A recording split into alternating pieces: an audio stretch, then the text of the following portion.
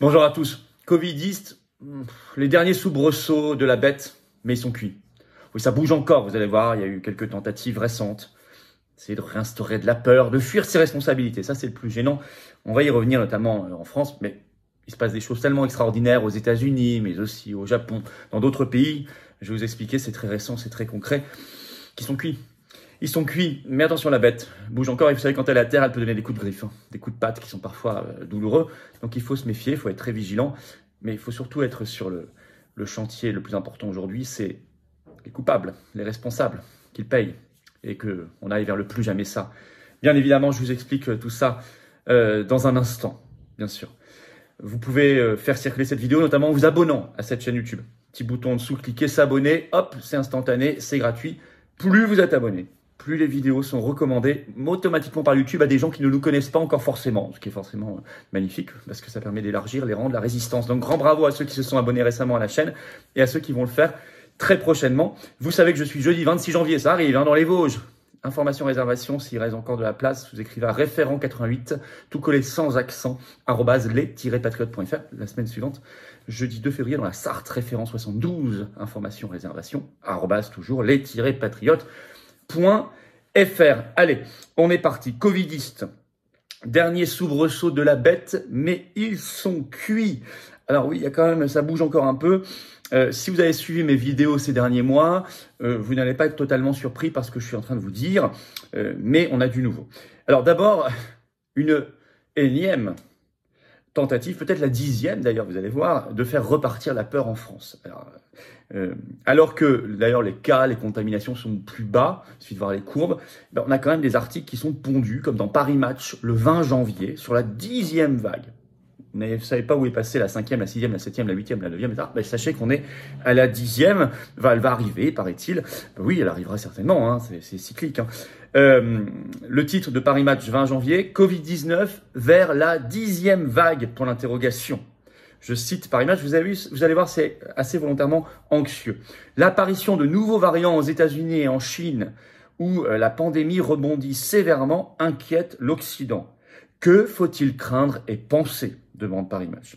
Ils ajoutent deux mauvaises nouvelles récentes invitent à ne pas se réjouir trop tôt. L'une vient des États-Unis, l'autre de la Chine. Alors, de la Chine, c'est la reprise de la pandémie, et des États-Unis, c'est, je cite, XBB, le variant américain. Paris Match écrit, il progresse vite.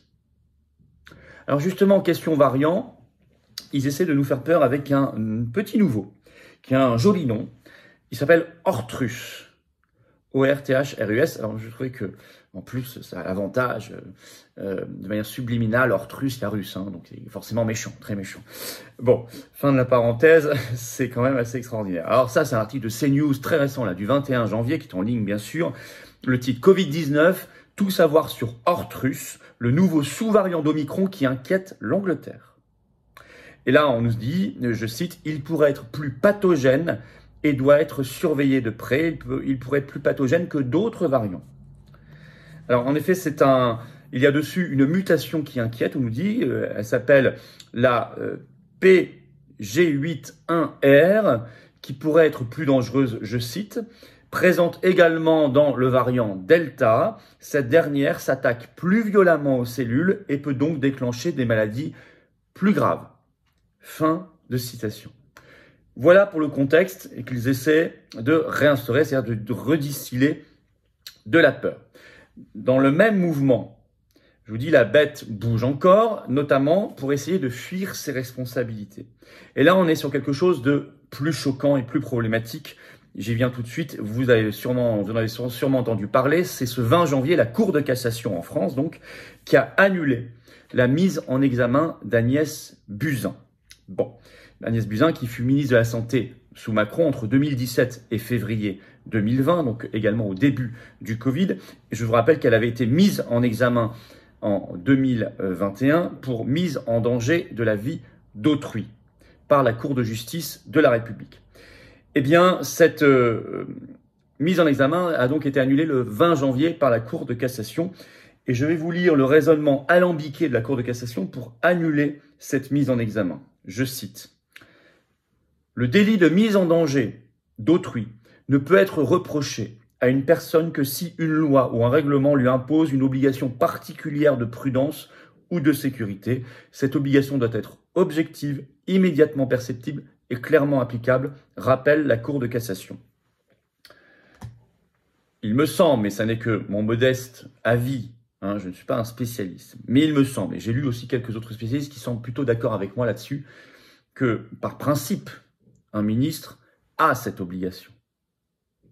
Et que, évidemment, si on estime qu'il faille écrire en toutes lettres qu'un ministre a l'obligation de protéger ses concitoyens dans le domaine d'activité, en tout cas, qui est le sien et de responsabilité, évidemment, on va attendre longtemps. Bon, ça me semble un peu alambiqué. Bon, enfin, comme ça. Alors, ceci dit, attention, Agnès Buzyn reste sous le statut de témoin assisté. Donc, à tout moment, ça peut basculer en mise en examen. Témoin assisté pour mise en danger de la vie d'autrui et pour abstention volontaire de combattre un sinistre. Voilà ça pour si vous voulez, les derniers coups de griffe du covidiste, des covidistes. Mais je pense que c'est assez désespéré. Ce sont des derniers soubresauts. Nous allons voir que le train de l'histoire et de la vérité est en train de se faire et qui sont cuits. Avant cela, je vous rappelle que vous pouvez adhérer aux Patriotes ou reprendre votre adhésion annuelle et que vous serez toujours les bienvenus. Que pour ce faire, il y a un lien qui est le même. Adhérer ou adhérer, c'est le premier lien sous la vidéo en description. C'est un lien que j'ai mis également en commentaire épinglé et que j'ai mis également dans les dernières secondes de cette vidéo en cliquant sur l'écran.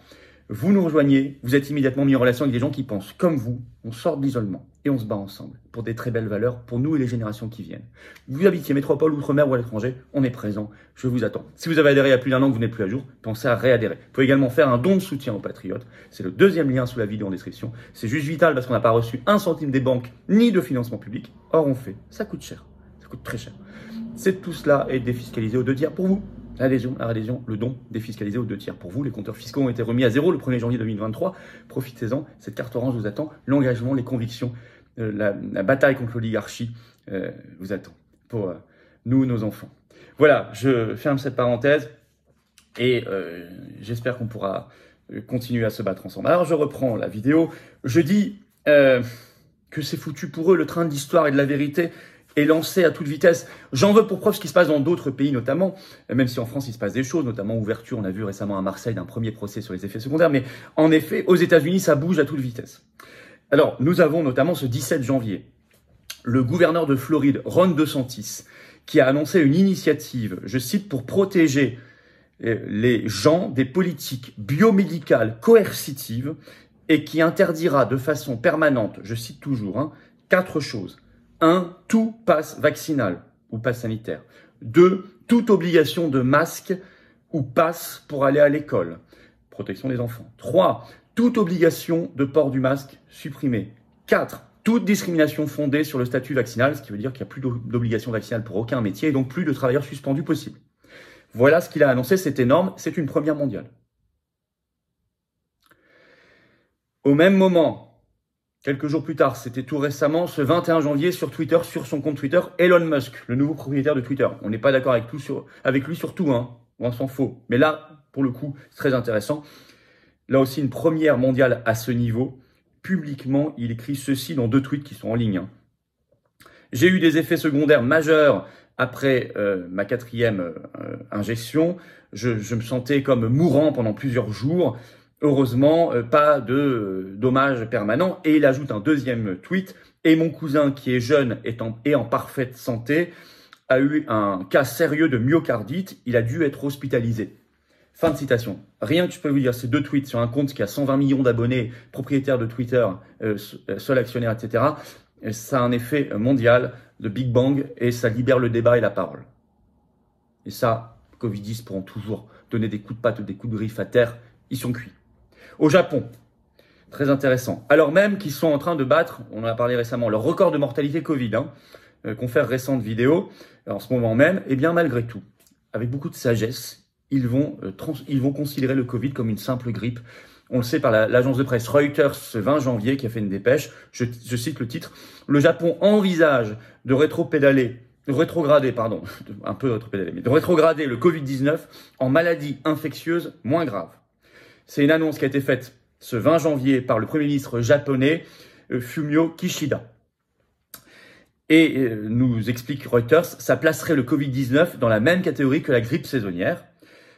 pour, a dit le Premier ministre, rétablir le mode de vie d'un Japon normal. Immédiatement, quand on change de catégorie de maladie, ça a des effets sur l'isolement, le port du masque, etc. Il n'y a plus du tout de coercition, d'obligation ou quoi que ce soit. Ça, c'est quand même très intéressant, dans une des plus grandes puissances mondiales. Alors, et au moment même, je le souligne quand même, c'est important, au moment même, ils ont pourtant beaucoup de mortalité et donc il pourrait y avoir de l'hystérie. Eh ben non, ils ont de la sagesse, vous voyez.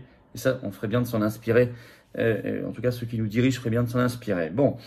Alors, en conclusion, il faut rester vigilant, bien sûr. Il suffit pas de dire, il s'agit pas de dire, bon, tout est réglé définitivement, on est certain que non, non, non, non. Et puis en France, il reste le gros problème de la réintégration des travailleurs suspendus. Je n'ai pas oublié le problème, rassurez-vous. On se bat comme des lions là-dessus. Mais leur projet échoue. Il échoue. Ça craque partout. La vérité déferle.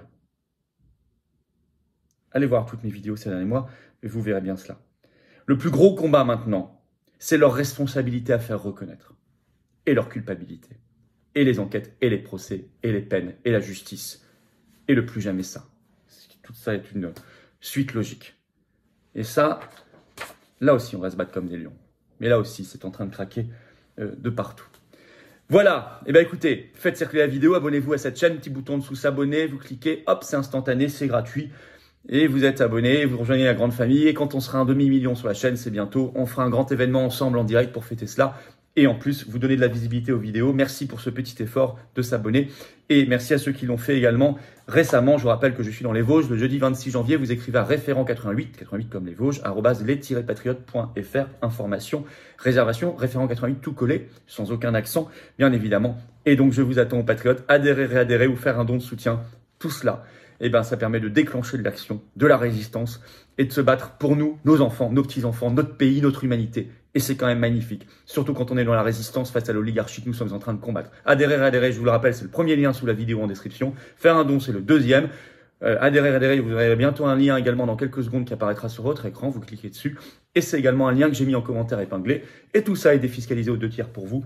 Et tout ça permet de renforcer nos chances d'avoir un bel avenir pour nous-mêmes et les futures générations. Eh bien, écoutez, vive la France!